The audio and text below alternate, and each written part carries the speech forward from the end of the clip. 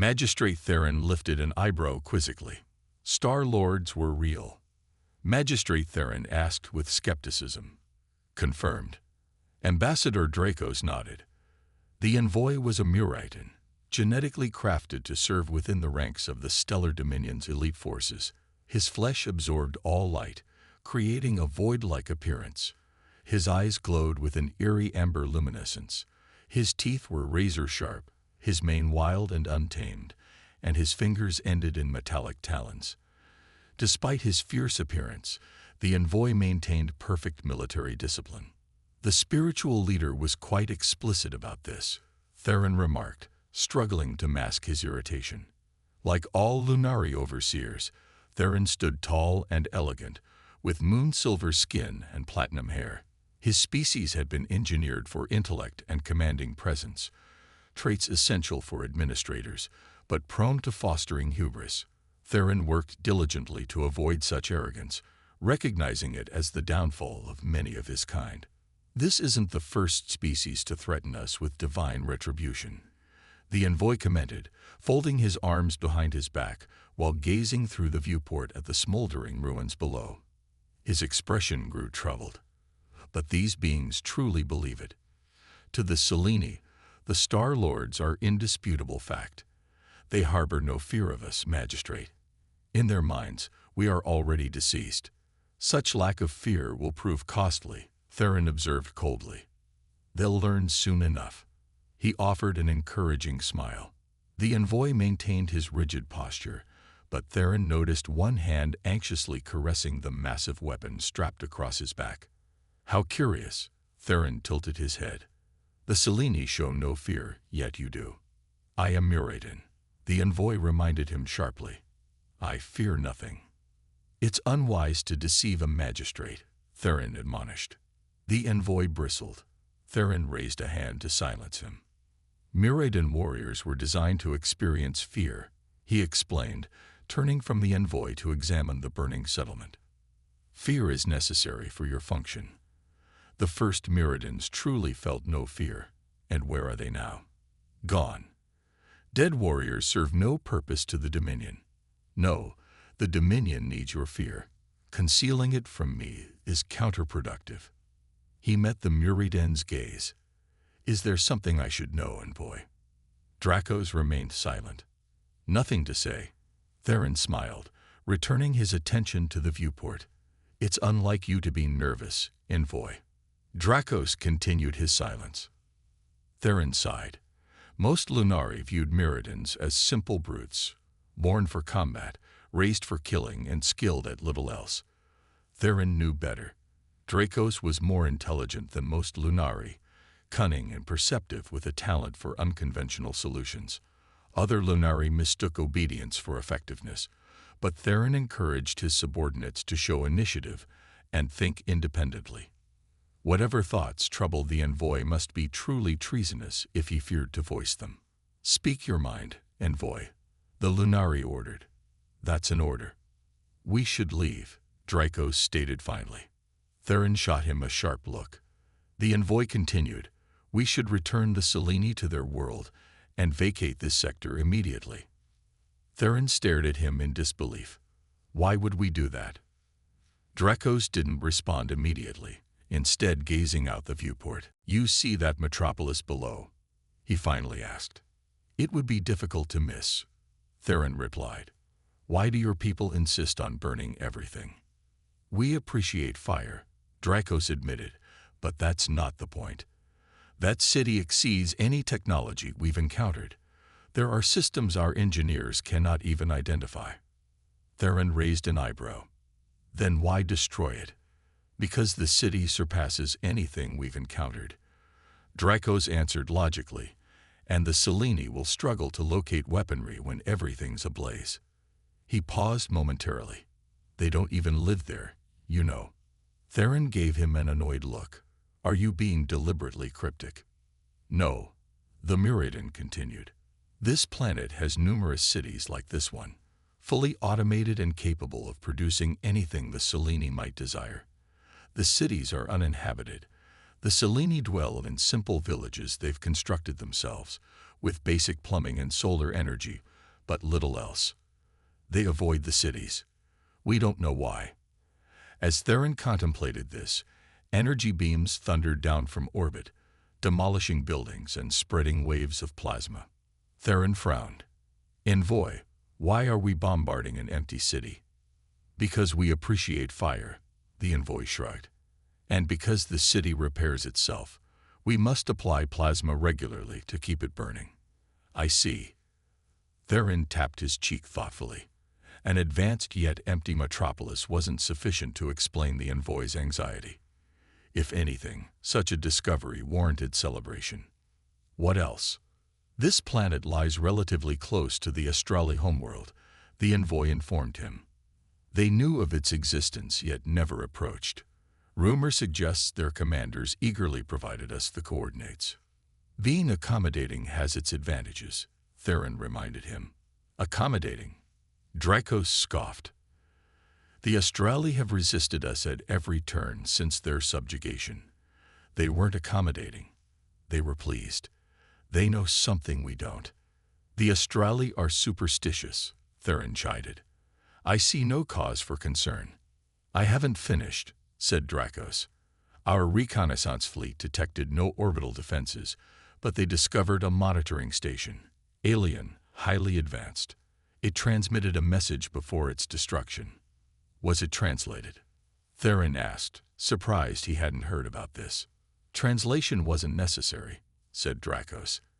It communicated in our language.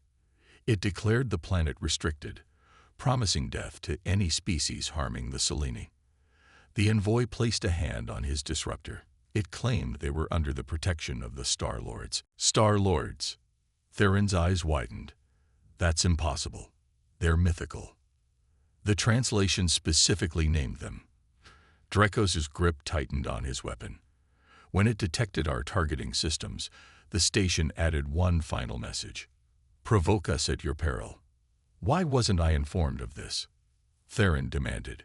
Senior Magistrate Velen was informed, Dracos replied. If he chose to withhold this information, it's not my place to question his decision. Theron raised an eyebrow. Yet you chose to share it yourself. You ordered me to speak freely, Dracos reminded him. Theron's eyes narrowed. The envoy had no reason to communicate with the senior magistrate, much less whoever extracted the Seleni world's coordinates. How do you know all this? The Muridans serve the Dominion, Dracos said seriously. We share intelligence to better serve the Dominion. Indeed. Theron smiled despite himself. That's a diplomatic way of saying soldiers gossip. Muridans do not gossip, Dracos insisted. We exchange information in service to the Dominion. Theron suppressed his smile. Dracos wasn't joking. As far as he knew, the envoy had never made a joke. No Muridan had. The soldiers of the Dominion were grim, serious individuals. I see my error, he said, watching the burning city. The transmission must be fabricated. That is the senior magistrate's belief, Dracos said noncommittally. You disagree, I take it. Theron observed the envoy hesitate. Remember, you're under orders to speak candidly. Yes, Dracos grimaced. If there's even a remote possibility of antagonizing a species like the Star-Lords, one planet isn't worth the risk. I believe the possibility is significant. Come now, envoy, Theron chided. You don't truly believe the Star-Lords existed, do you? Substantial evidence suggests they did, said the Muridan. Evidence that has been discredited, Theron countered. Every artifact discovered was counterfeit. Every record ambiguous, circumstantial, or fraudulent. The Dominion itself confirmed it. The Dominion is not infallible, Dracos stated. Theron stared at the envoy in shock. Dracos continued, they are the rightful rulers of the universe, superior to all others. That doesn't make them perfect. The Dominion is not omniscient. They rarely err, but it has happened. It will happen again. Envoy Dracos, Theron began, his voice hard. You ordered me to speak freely, Dracos reminded him. I didn't order you to blaspheme against our creators, the overseer snapped. You ordered me to speak freely, the envoy repeated. The Dominion is not omniscient. I've learned things today that they don't know. You could be stripped of rank for such statements, Theron warned. Perhaps even executed. I serve the Dominion. Dracos remained unfazed. I will administer the execution myself if you command it. He frowned. My apologies, Magistrate. I haven't compiled a report nor briefed my executive officer. I thought it prudent to bring this information to you first. May I complete my report before my execution? Theron glared at him. The envoy waited. The overseer sighed. Once again, the Myrmidon was completely serious. Theron began reconsidering his policy of encouraging subordinates to think independently. He forced himself to swallow his outrage and take a calming breath. That may not be necessary. Dracos opened his mouth to protest. Theron raised a hand. Your execution, not your report. Dracos closed his mouth. Theron lowered his hand. Please continue. Yes, Magistrate. The envoy gathered his thoughts. After learning of the monitoring station, I instructed our medical officers to conduct tests. The Seleni didn't evolve naturally. They were engineered. Genetic engineering was hardly rare technology, but it required far more scientific knowledge than the Seleni had demonstrated. Are you certain? My chief medical officer confirms it, Dracos stated. There's been substantial genetic drift, but the markers remain. The Seleni are a bioengineered species. Engineered for what purpose? Theron wondered. Not combat, surely. Definitely not, Dracos agreed. They lack proper weaponry. They attempted to fight us with stones and sticks. The overseer gave an amused grunt. Myrmidon soldiers could tear through metal barriers with their bare hands. Their skin repelled small arms fire. Attacking one with a stick was, I don't imagine that ended well. On the contrary, Magistrate, the envoy disagreed. It ended very well. My soldiers barely needed to eliminate any of them, and we suffered no casualties. Theron resisted the urge to sigh again. Is there anything more to report? One final matter, Magistrate, Dracos said. I had a local Seleni leader brought for interrogation. I believe questioning her would be prudent. The envoy drew one of his disruptors. That concludes my report. I can perish now if that's your command. Theron scowled at him. I told you that wouldn't be necessary. You said it may not be necessary, the envoy corrected. The barrel of his disruptor rested against his temple. Theron frowned. Once again, Dracos was being literal. His hand remained steady as he stared straight ahead. The envoy truly would pull the trigger if ordered. Put your weapon away, envoy, the overseer said wearily. We have a prisoner to interrogate. It was a brief walk to the detention area. Before entering, Theron observed the captive on the monitor. The female was a bite with 2 arms. Her skin was pale pink, her hair dark. She had 2 sets of ears, the first pair similar to Theron's, but the second set triangular and covered in black fur. Her long, slender tail was likewise covered in dark fur. The female wore a white dress and a silver pendant bearing a strange symbol, undoubtedly an amulet of their gods. They were an attractive species, Theron supposed. The Dominion would be pleased. They had a preference for aesthetically pleasing servants, something related to their reproductive urges, he'd heard. Theron didn't understand such matters. His people were incapable of biological reproduction. The female sat before a small table. Though her hands were bound, she clutched her silver pendant, whispering a phrase repeatedly. What is she saying? Theron asked. Seleni prayer, said Dracos. She's calling to the Star Lords. Of course she is, Theron said. I should have expected as much. Let's proceed.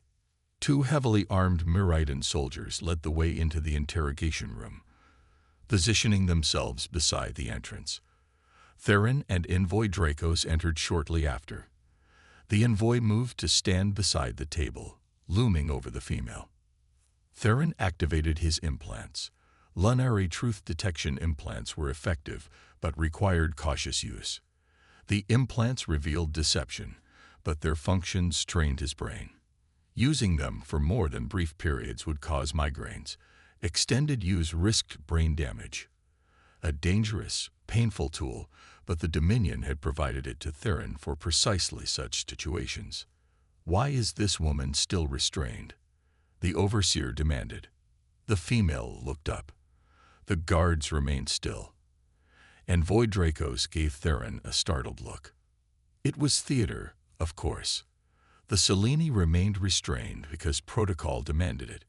Releasing those restraints and offering an apology provided a simple way to establish rapport. Theron pointed imperiously at Dracos.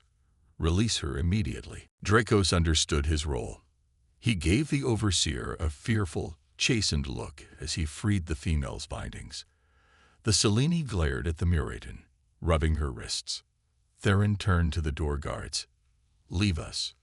The Muridans saluted and departed. The overseer addressed the female. Please accept my apologies. May I offer refreshment? The Selene looked up, her expression a mixture of anger, confusion, and fear. Her tail twitched. I would like water. You, Theron ordered Dracos, bring water for the lady. Dracos saluted and left. Theron sat down, assuming a contrite expression. Let me apologize again. When I requested to speak with you, I never expected my personnel to treat you harshly. The female's eyes narrowed. I don't believe you. It's true. Theron lied. The Muridans are the enforcers of the Stellar Dominion. They're loyal, but, he offered an apologetic smile, they can be overzealous in fulfilling their duties. This approach won't succeed, the female informed him. Theron blinked. What approach? Pretending friendship, acting as though this was all a misunderstanding. I may be primitive, but I'm not ignorant. Your enslavers come to harvest my people. I'm in this room solely for information extraction. Smarter than she appeared. It's a standard interrogation tactic, Theron admitted. Somewhat transparent, I concede, but you'd be surprised how often it proves effective. It wastes both our time, said the Selene. If you have questions, ask them. If I have answers, I'll provide them. Will you answer honestly? The overseer inquired. The female raised her chin proudly. I have no need for deception. Theron's implants confirmed her truthfulness. Perhaps directness would yield better results. Very well. Let's begin with your name. My name is Nera Solari, the female declared defiantly. I am High Priestess of the Star Lords. I see. The door opened. Envoy Dracos entered, placing a water container before the Selene female. He assumed position near the doorway. Theron leaned forward, fingertips pressed together. Tell me about these Star Lords. Ah. Nara smiled knowingly. So that's why I'm here. You're too late, you realize. The message has been sent. Nothing will prevent their arrival now. She wasn't lying. Interesting. That only increases the importance of learning what I can, said Theron. Who are the Star Lords? What do they represent to your people? The look she gave him sent a chill through his body. Theron was accustomed to defiance. Anger and fear were routine. He'd never seen a prisoner regard him with pity. You truly don't know. Enlighten me, he insisted. Please. The monitoring station should have warned you, Nera remarked. She studied Theron. Unless. Did you destroy it? No monitoring station existed when I entered the system, Theron shrugged. Perhaps it was eliminated before my arrival. Oh, you unfortunate creatures. Nera shook her head. Very well. I'll share the story. She glanced at Envoy Dracos. You might as well sit, Envoy. This requires time. I prefer standing, said Dracos. He frowned. How do you know my rank? I already told you, the woman said primly. I'm primitive, not ignorant. She sipped her water. Now attend carefully. I'll explain this once only. Nera closed her eyes, took a breath, then opened them. Her voice emerged in a soothing, rhythmic cadence. Long ago existed beings called the Star Lords. They emerged from a world of death, carrying mortality into the cosmos. They advanced, striking down all who opposed them. Battle after battle, the Star Lords expanded. They rarely lost, never surrendered, always endured. The Star Lords grew until eventually they transcended their original nature. They became more than mortal. They became deities. Immortal, invincible, relentless. The Star Lords were initially proud of their ascension, proud to have become more than they once dared imagine. That pride transformed to dismay when they realized their ascension's nature. The Star Lords hadn't transcended mortality through love or enlightenment or wisdom. They had done so through violence. They were entities of death and domination, gods of war. The Star Lords recoiled at what they had become. They didn't desire to be destroyers. They didn't wish to inspire terror. Desperately, they approached the Luminary, gods of life. The Luminary examined the Star Lords, their essence, their science, their culture. The Star Lords hoped for transformation, but the Luminary shattered those hopes. The Star Lords were gods of war, an immutable fact the gods of life couldn't alter. The Luminary did something else instead. They took what they learned from the Star Lords and did what gods of life do. They created. They created us. The Luminary used the Star Lords as templates, but we weren't created as gods of war. We were made to serve. The gods of life weren't kind to the Seleni. One doesn't become a god of life through kindness. We were fashioned as playthings, and thus we were used. Our ancestors were genetically compelled to worship the Luminary, to obey their every wish regardless of our own welfare. We suffered, but we couldn't refuse. Great was the rage of the Star Lords upon discovering us. The gods of war demanded the Luminary free us, transform us into autonomous beings. The gods of life laughed. They were older than the Star Lords, more powerful. They called the Star Lords foolish and threatened to make them playthings as well. It was a grave error. The Luminary were ancient and mighty, but they weren't gods of war. The Star Lords obliterated them completely. They rescued as many Seleni as possible, fearing the gods of life would destroy us in vengeance. But the gods of life didn't destroy us. Their revenge was far worse. The Luminary altered the Seleni. We were modified to worship the Star Lords as we had worshipped the gods of life. We couldn't refuse. We begged to become their playthings. The Star Lords were horrified. They didn't want us as playthings. They wanted us to be people. For generations, the Star Lords labored to correct the Luminary's modifications. They tried their utmost, but gods of war aren't gods of life.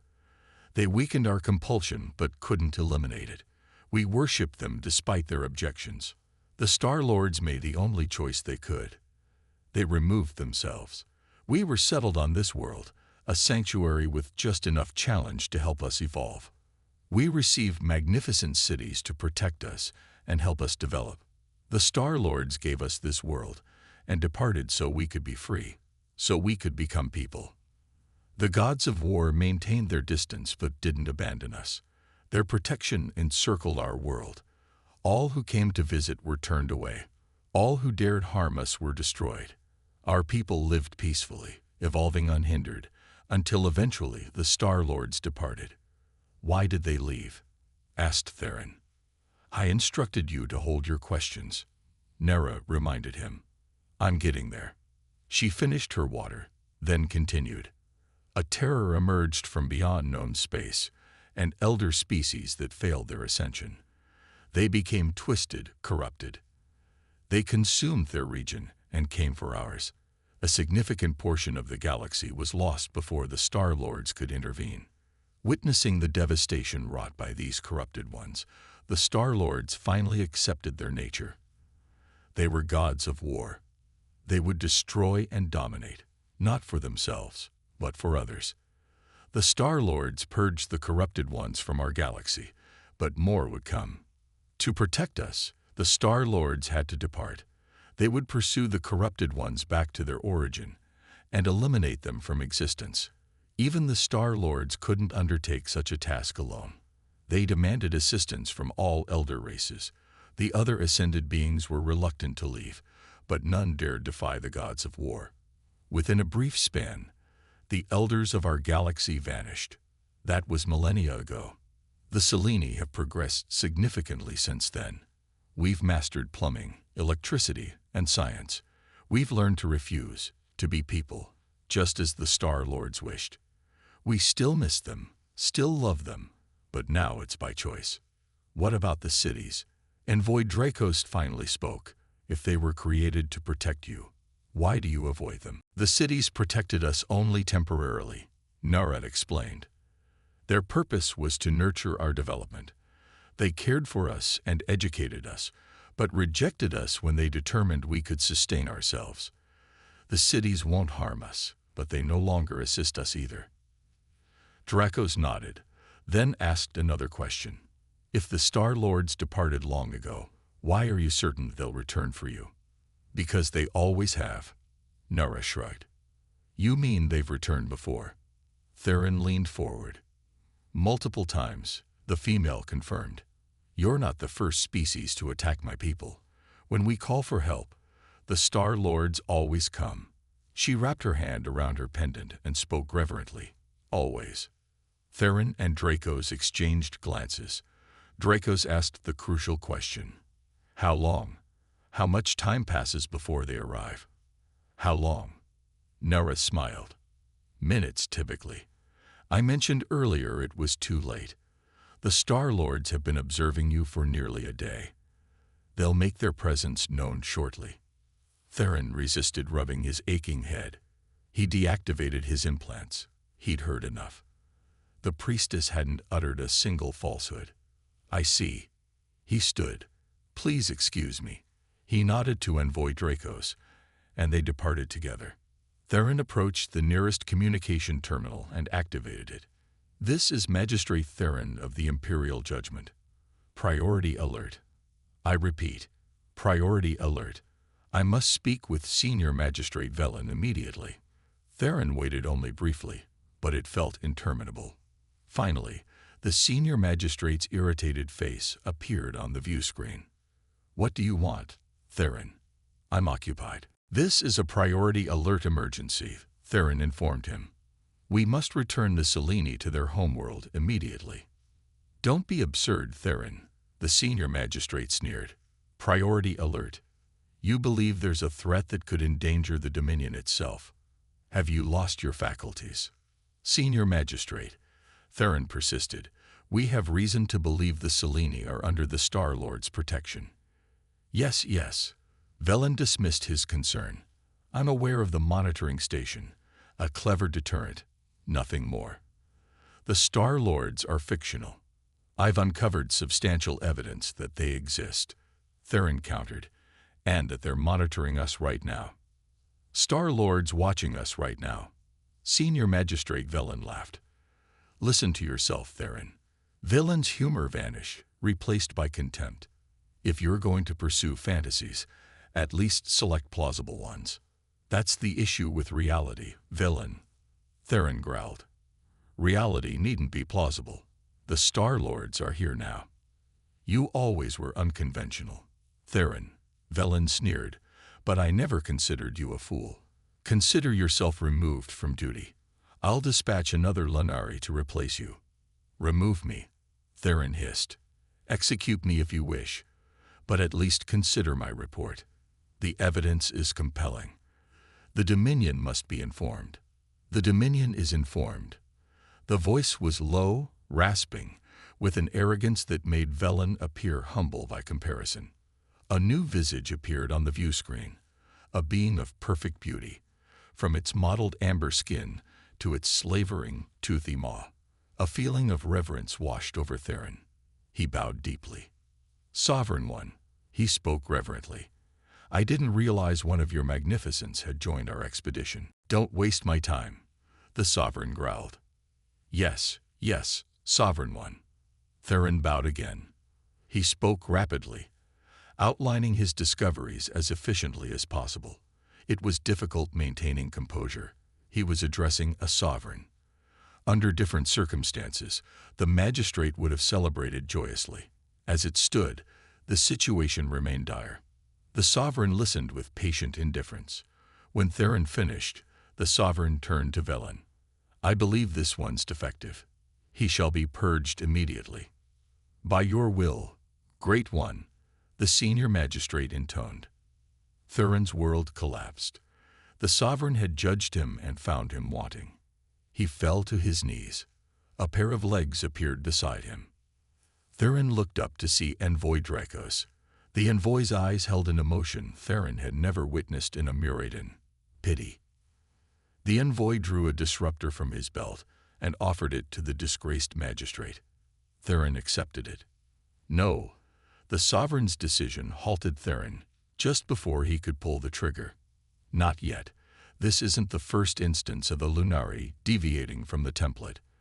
Relieve him of duty and imprison him. He will be studied before disposal. The disruptor slipped from Theron's grasp. Envoy Dracos caught it. Yes, my sovereign. Senior Magistrate Velen bowed. He looked through the view screen and pointed at Dracos. You, Envoy, take Theron into custody. Keep him monitored.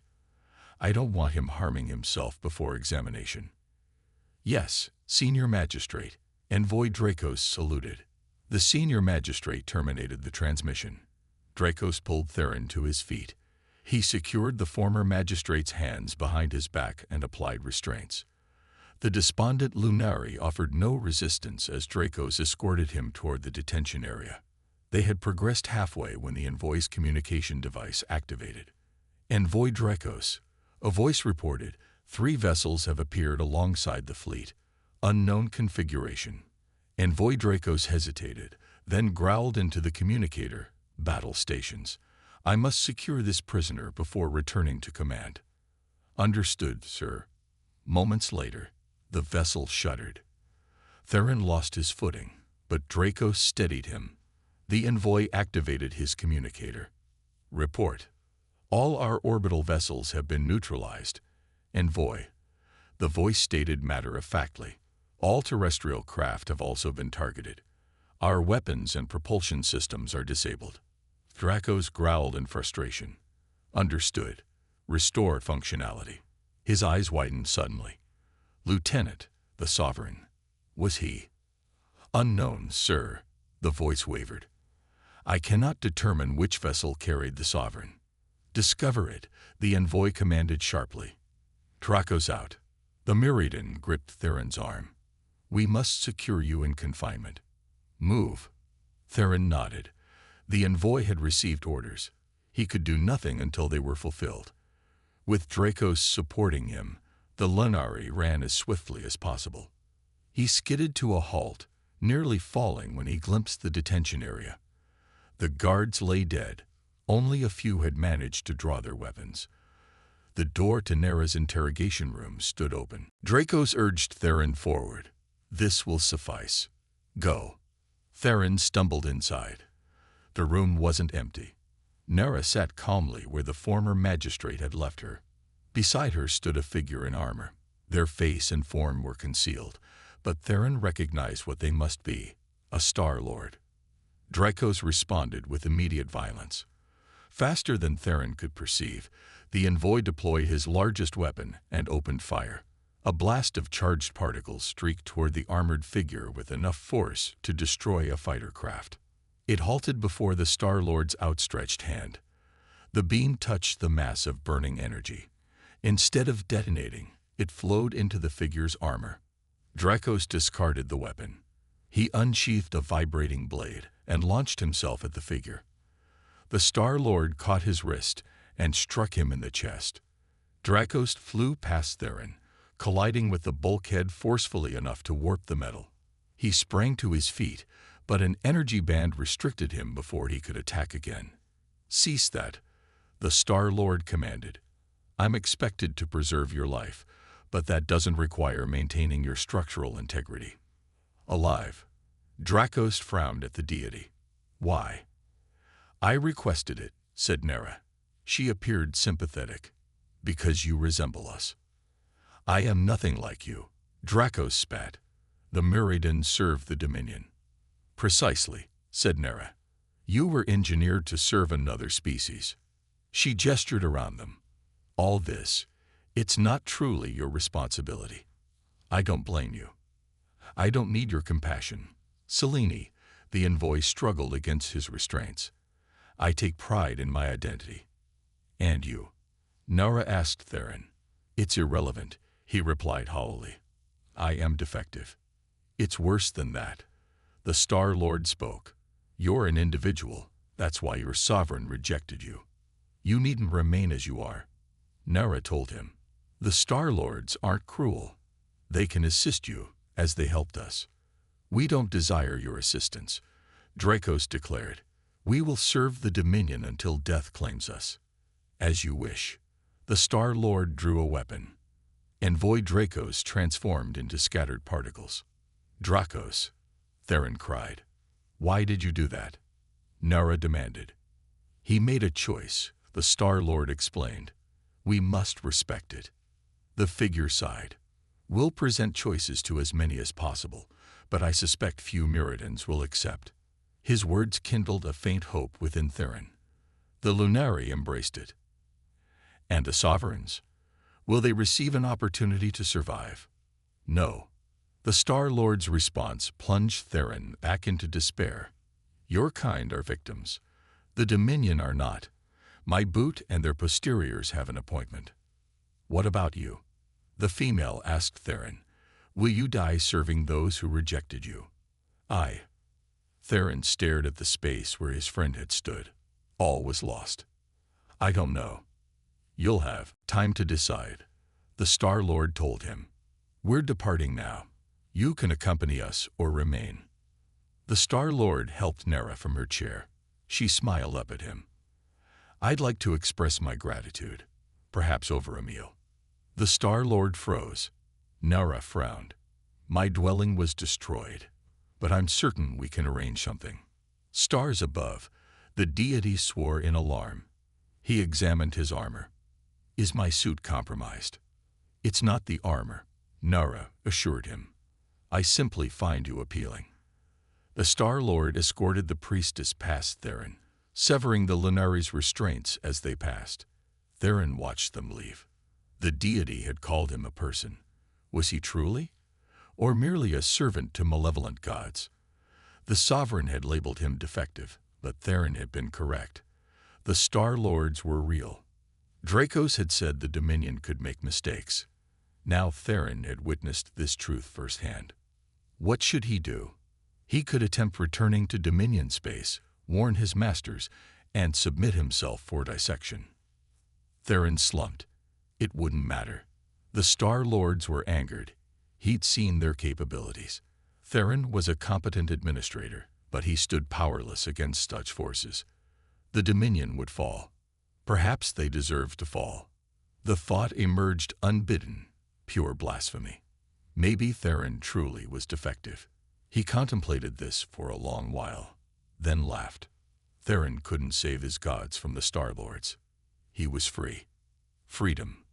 Theron had never experienced it before. He wasn't certain he wanted it. Should he choose death as Dracos had? Or should he accept Nara's proposition and let the Star Lords teach him to become more?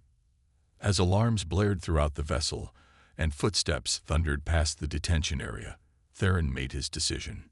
He stepped through the doorway, following the path taken by Nara and the Star Lord. Whatever awaited him, death, transformation, or something between, at least the choice would be his own.